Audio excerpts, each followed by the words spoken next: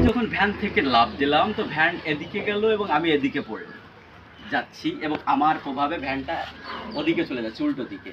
এটা হচ্ছে নিউটনের থার্ড ল। যে ল আমি জানি প্রত্যেকেই জানো, সেটা হচ্ছে কি প্রত্যেক ক্রিয়ারই একটি সমান এবং বিপরীত প্রতিক্রিয়া আছে। যার জন্য আমি যখন লাফ দিয়েছি ভ্যানটা তার উল্টো দিকে গেছে। যে সূত্র বলে রকেটও চলে, যে সূত্র বলে রকেট যাচ্ছে মঙ্গল গ্রহে, সেটাই হচ্ছেই। আর সেটাই হচ্ছে নিউটন থার্ড ল।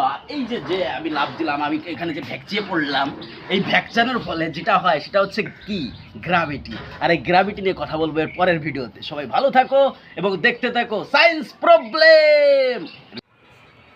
আর নিউটনের যে থার্ড ল আমরা জানি, every action has an equal and opposite reaction.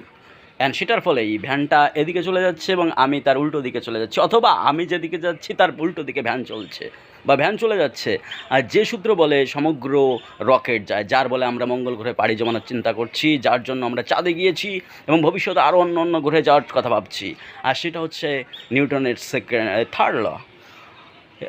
আমি শিওর আপনারা বুঝতে পেরেছেন what is called the third law of Isaac Newton.